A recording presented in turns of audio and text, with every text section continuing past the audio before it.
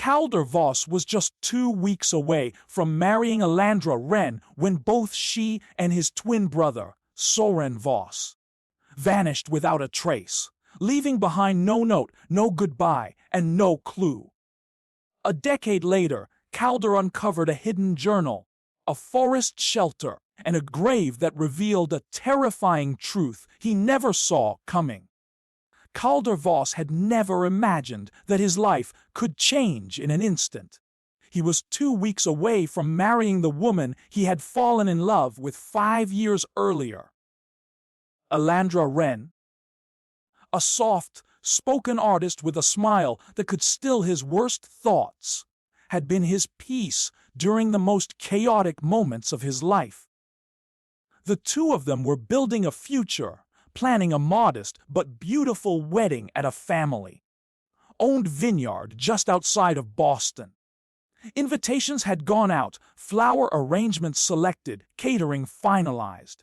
Their apartment was filled with unopened boxes of decorations and scattered notes about vows and playlists.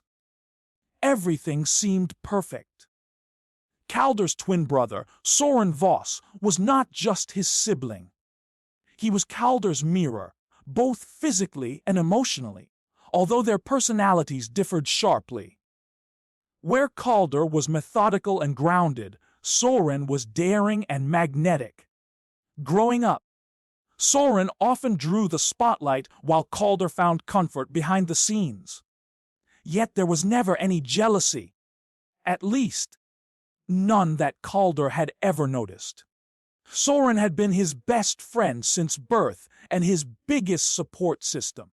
He had also become close with Alandra over the years, spending time with her while Calder worked late shifts.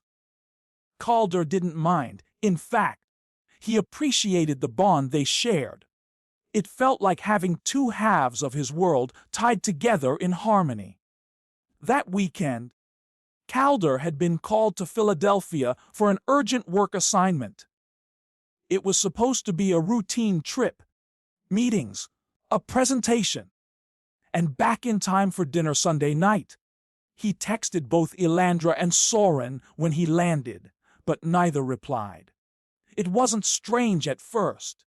Alandra had mentioned visiting a small art exhibit in the next town over, and Soren was the kind to disappear for a day or two, chasing inspiration or hiking trails without signal. But when he got home late Sunday, something felt off the moment he stepped into the apartment. The door was unlocked. A few lights were on. Alandra's purse was on the kitchen table, but her phone wasn't. Her favorite cardigan was thrown over the back of a chair, and their half-packed honeymoon suitcase was still on the floor, untouched since Friday. Calder walked through the rooms, calling out her name, expecting her to appear with some simple excuse. But the silence was deafening. By midnight, worry had turned to fear. Calder called Soren, straight to voicemail. He called again, then again. No answer. He checked with mutual friends, neighbors, even hospitals, but no one had seen or heard from either of them since Friday afternoon. There was no activity on Alandra's credit cards. Her car was gone, but not reported stolen. Soren's motorcycle was still in his apartment garage, untouched. The police were contacted. Initially, they assumed it was cold feet. A bride under pressure, perhaps swept away by the thrill of Calder's charismatic twin. Calder refused to believe it. He insisted something had gone wrong. He handed over emails, texts, locations, and social media posts. Nothing helped. No suspicious activity, no forced entry, no ransom note. A week later, the wedding was canceled. Guests were notified. Deposits were lost. And Calder found himself sitting in a near-empty apartment with fading flowers and a single unanswered question that gnawed at him endlessly. Where did they go? He replayed every conversation, every look between Alandra and Soren. Had he missed something? A sign? A moment? Grief twisted into obsession. He hired private detectives, placed online ads, even followed anonymous tips that led to dead ends. The story gained minor media attention. Bride and best man vanished days before wedding, but quickly faded without developments. As months turned into a year, most people moved on. But Calder couldn't. He'd lost his twin, his fiancée, and the life he had built, all at once. It was like a fire had torn through his future, and no one could find the spark. To outsiders, Calder looked like a man trying to heal, but deep down he knew something was deeply wrong. People don't just vanish without reason, and the ones who love you don't leave without saying goodbye. He just didn't know how deep the truth was buried, or how far he'd have to go to dig it up. The seasons changed, but Calder Voss remained frozen in that moment of loss. Months passed with no word, no evidence, and no closure. What had begun as disbelief slowly settled into a bitter, hollow acceptance. The wedding venue issued a sympathy refund. Alandra's parents stopped calling after the third month, convinced their daughter had run off with Calder's twin. The police closed the case as a voluntary disappearance, citing a lack of foul play. Calder, however, never believed either of them left willingly or together. Something in his gut rejected the idea, but he had no proof. Just a gnawing, restless feeling that refused to fade. The pain changed him. He stopped responding to friends, skipped family holidays, and left his job entirely. Each day became a quiet battle against memory. Alandra's sketches still lined the walls, her initials still etched in a coffee mug. Soren's old leather jacket hung in the hall closet, untouched since the night before they vanished. Calder couldn't bring himself to throw anything away. Their belongings stayed exactly where they were, ghosts suspended in time. In the second year, Calder moved to a smaller apartment in Vermont, away from the familiar streets that haunted him. It was a quiet town nestled against a backdrop of endless trees and cold skies. No one knew his name, and that anonymity gave him space to breathe. He worked odd freelance jobs from home, rarely spoke to neighbors, and filled the silence with music that reminded him of nothing. But even in that isolation, he couldn't outrun the questions. He spent late nights reading old messages from Soren and Alandra, looking for anything at all, that might suggest something more. Every joke, every photo, every memory became a piece of evidence in his private investigation. He noticed little things. How Soren's texts became more cryptic in the months before they vanished. How Alandra started journaling more and talking less. At first, it all seemed meaningless. Then one night, buried in a shoebox of old keepsakes, he found something strange. It was a disposable camera from his bachelor party. Soren had insisted on using it instead of a phone, saying it would be fun to develop old-school photos. Calder had never gotten around to it. The camera had been forgotten until now. Out of curiosity, he brought it to the local pharmacy and asked for prints. A few days later, he picked up the envelope, expecting nothing more than goofy group shots and blurry memories. Most of the photos were exactly that: laughs, drinks, and a cake that had fallen sideways. But the last 3 images were different. They were taken after Calder had passed out early, something everyone had joked about. One photo showed Soren and Alandra sitting on a couch, closer than normal. The second captured them walking outside, her head resting lightly on his shoulder. The third was the most unsettling. It showed the two of them holding hands behind Calder's back as he laughed with someone else in the foreground. The angle suggested secrecy. Their faces looked too comfortable, too familiar. Calder stared at the final photo for hours. He couldn't explain the sudden heat in his chest or the knot forming in his throat. He wanted to believe it meant nothing, that it was just a moment misinterpreted. But deep down, a door had opened, one he had refused to consider. Had there been something between them? Something hidden under layers of smiles and loyalty? He didn't want to believe it.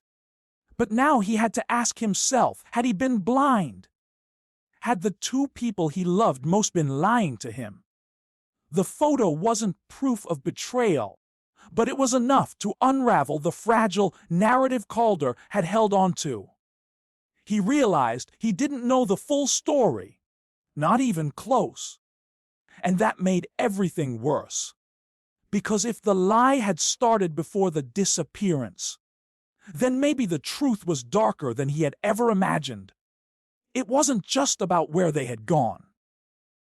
It was about why. And suddenly, Calder wasn't sure he wanted to know the answer. But he also knew he wouldn't rest until he found it. Calder Voss knew he couldn't keep living in the limbo of not knowing. The image of Soren and Alandra holding hands haunted his every waking thought. It didn't prove anything on its own, but it tore a hole in the foundation of everything he thought he understood. He stopped sleeping through the night and started drinking coffee by the pot. His work dwindled as his focus shifted entirely toward discovery. His small apartment in Vermont became a command center. Walls lined with maps, timelines, printouts of emails, and even traffic camera data he'd obtained through public records. He wasn't chasing ghosts anymore. He was hunting answers. He began retracing old steps. Alandra had once spoken about a place she and Soren visited. Just once? During Calder's business trip a year before the wedding. She described it casually. A remote hiking spot somewhere in the Deadwind Mountains. Calder hadn't thought much of it at the time. Now, it felt like a breadcrumb. Using gas station receipts, cell tower pings, and photos with timestamps, he triangulated a rough path. The final clue came from an old receipt tucked inside a jacket Soren had left at Calder's place. The address on the receipt was a small outfitter in northern Vermont that sold hiking gear. It was dated 2 days before they vanished.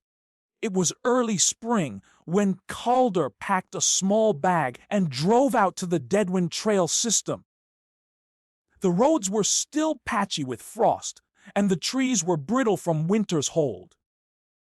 He hiked deep into the woods with no real destination. The trails were mostly abandoned, still too cold for the usual crowds. He kept walking for hours, following an overgrown side path that veered off the main trail. It wasn't on any map. Instinct pulled him forward. Eventually, through a wall of evergreens, he spotted something strange. Partially hidden under brush and thick moss, a rusted door embedded into a rocky slope. It looked like an old supply cache, maybe once used by park rangers or hunters. Calder cleared away the moss and forced the door open. Inside, the air was stale and wet. Dust danced in beams of sunlight, cutting through narrow cracks. The shelter had been abandoned for years, but it told a story. There were 2 sleeping bags, a rusted stove, several empty water jugs, and a pile of old canned food. What caught Calder's attention was a blue spiral notebook stuffed between the wall and a crate. It was warped from moisture, but mostly intact. The handwriting inside was Alandra's. He would have recognized her delicate script anywhere. The journal wasn't a confession, but it read like a cry for help. The first entries were optimistic, describing freedom, adventure, and a life away from expectations. But over time, the tone shifted. The writing grew frantic, the spacing uneven. She wrote about being scared, about how Soren told her they couldn't go back, how he convinced her that Calder didn't love her anymore, how he said Calder had already moved on with someone else. Alandra's words painted a terrifying picture, not of an escape, but of entrapment. She had wanted to leave, but Soren wouldn't let her.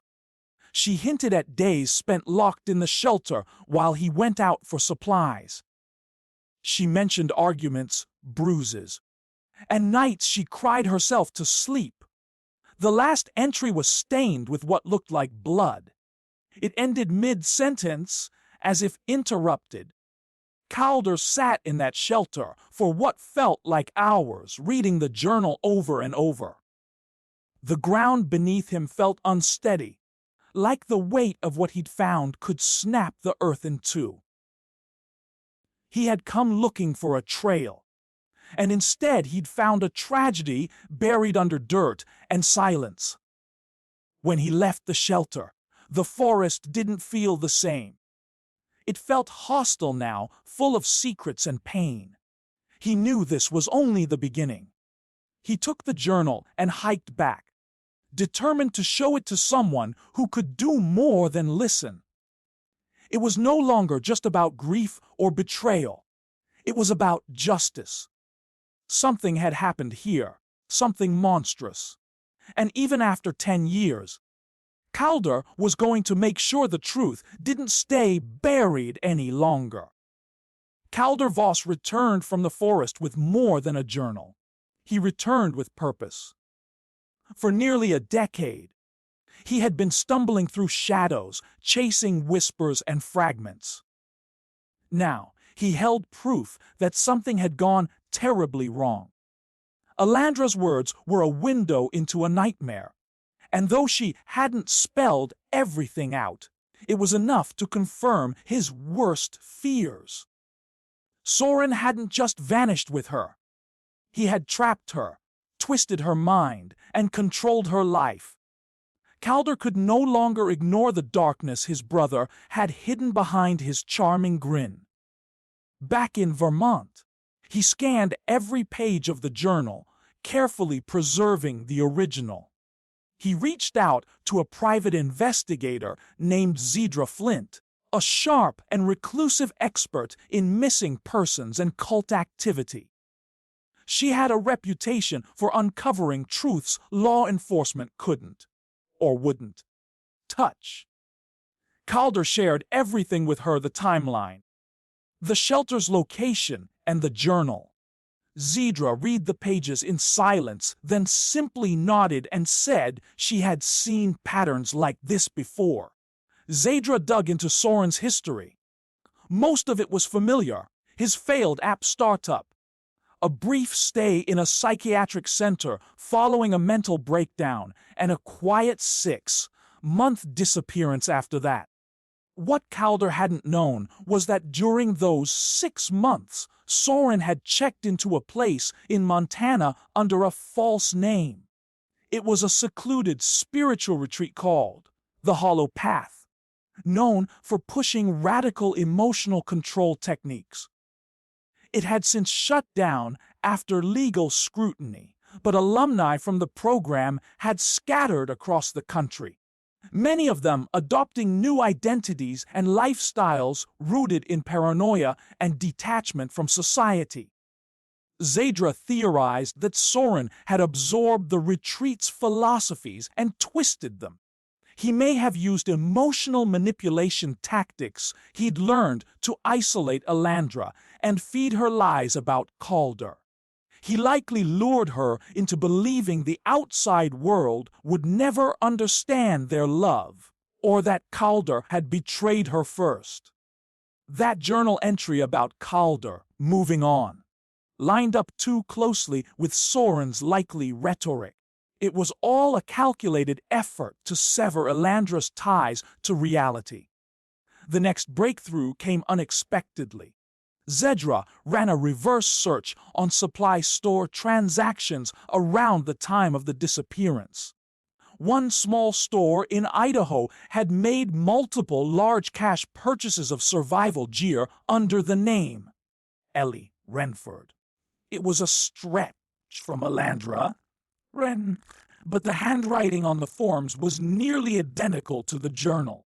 The photo ID provided looked doctored, but it carried enough similarity to warrant further investigation.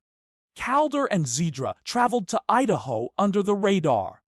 It was a small town nestled between mountains and old mining land. The kind of place where strangers raised eyebrows. After 3 days of asking careful questions, they found someone who recognized the photo. A woman who lived in a run-down cabin several miles into the forest. Locals called her quiet and strange, but harmless. Said she mostly kept to herself, grew her own food, and avoided contact. She paid in cash, used a different name every time, and always wore gloves. With help from local authorities, they reached the cabin just before dusk. The woman who answered the door was thinner and older than Calder remembered, but her eyes hadn't changed. It was Elandra, her face twisted in shock and fear the moment she saw him. She didn't speak. She just backed away into the shadows of the house. Inside, they found a simple life. Stacks of canned food, worn blankets, and a fireplace blackened from overuse. But in the back, behind a panel in the floor, they uncovered something much worse. A shallow grave, bones. A tattered shirt Calder recognized immediately. DNA later confirmed what he already knew in his bones. Soren was dead. Elandra didn't run. She didn't deny anything. Once taken into custody, she told the truth. She said Soren had turned violent. She tried to leave. He threatened to kill her. One night, he attacked her and she fought back. He didn't survive. Out of fear and guilt, she buried him and disappeared. She'd lived in silence ever since. Calder felt no relief, only emptiness. The person he trusted most had become a monster, and the woman he loved had suffered in ways he could barely comprehend. After 10 years, the mystery was solved. But the damage was irreversible. The truth had finally surfaced, but Calder Voss didn't feel the peace he thought would come with it. For 10 years, he had been consumed by questions, by the aching hole left behind when Elandra and Soren disappeared without a trace. Now he knew everything. How his brother had stolen his fiancée, twisted her mind, and dragged her into a life of fear and isolation. He had uncovered the hidden shelter in the woods, the journal filled with desperation, and finally, the lonely cabin in Idaho where it had all ended. But knowing didn't make the pain go away. It only gave it shape. Elandra Wren was placed in protective custody while legal experts debated her case. There were no charges for murder. Soren's death was deemed self-defense, supported by her injuries, the forensic evidence, and her emotional state. But she wasn't completely free. She faced federal charges for falsifying documents, obstruction of justice, and for failing to report a death. Though the world hadn't heard from her in a decade, the law had not forgotten her disappearance. Calder watched it all unfold from a distance. He attended the hearings quietly, seated in the back row. Elandra never looked at him.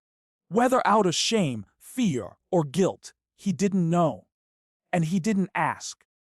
Their story had ended long ago. Anything left between them was a memory scorched by betrayal and loss. The woman he had loved was still there, but broken in ways he couldn't mend.